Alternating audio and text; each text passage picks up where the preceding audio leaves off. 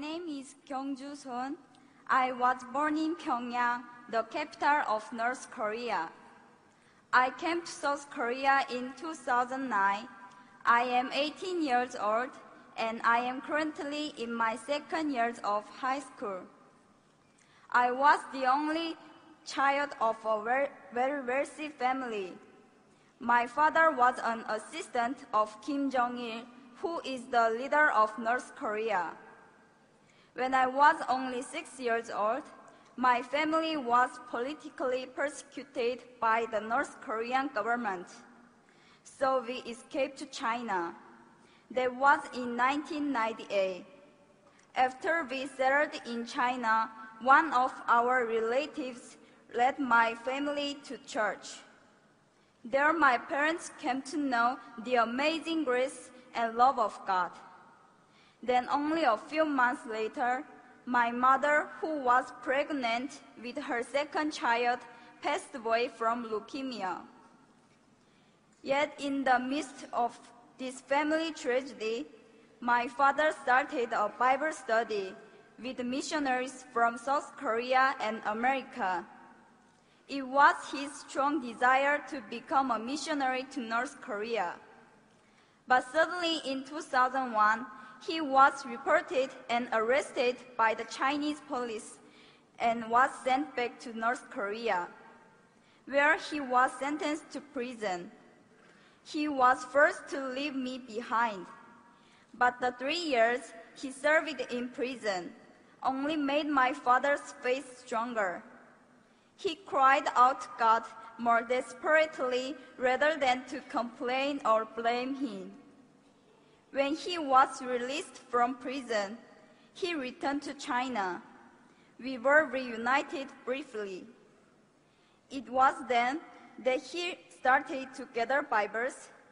Not long after, he decided to return to North Korea to share Christ's message of life and hope among the hopeless people of his homeland.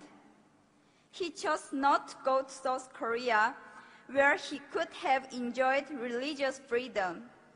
Instead, he chose to return to North Korea to share the love of God in a dangerous land.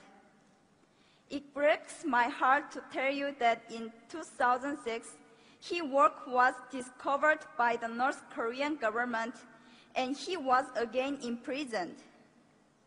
I have heard no word from my father nor about him ever since.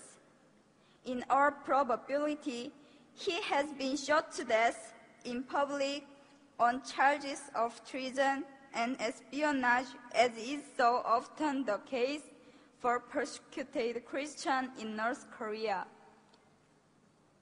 When my father was arrested the first time in 2001 and was forced to leave me and return to North Korea, I was not yet a Christian. That's when I was adopted by a young Chinese pastor's family. They showed me great love and care. Through them, God protected me. But the pastor and his wife had to go to America in 2007. Shortly after that, I was given the opportunity to go to South Korea. It was while I was still in China, staying at the Korean consulate in Beijing, waiting to come to South Korea. Late one night, I saw Jesus in a dream. He had tears in his eyes. He walked towards me and said, "Kyungju, how much longer are you going to keep me waiting? Walk with me. Yes, you lost your earthly father, but I am your heavenly Father, and whatever has happened to you was because I love you." After I woke up from the dream, I kneeled and prayed to God for the first time. That night, I realized that God, my Father, loves and cares about me so very much that He sent His Son Jesus to die for me. I prayed, "God, here I am.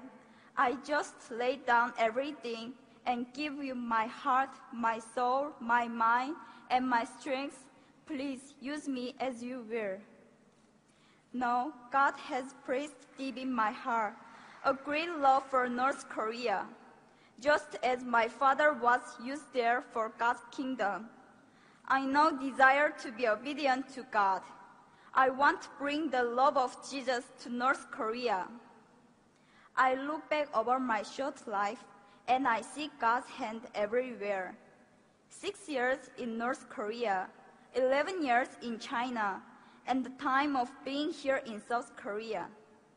Everything I suffered, all the sadness and grief, everything that I experienced and learned, I was to give it all to God and use my life for His kingdom. I hope to honor my Father and to bring glory to my Heavenly Father by serving God with my whole heart. Currently, I am working hard to get into university to study political science and diplomacy. Then, I want to work for the rights of the people of North Korea whose rights have been taken away. I believe God's heart cries out for the lost people of North Korea. I humbly ask you, my brothers and sisters here in this place, to have the same heart of God. Please pray that the same light of God's grace and mercy that reaches my father and my mother and know me will one day soon dawn upon the people of North Korea. My people, thank you.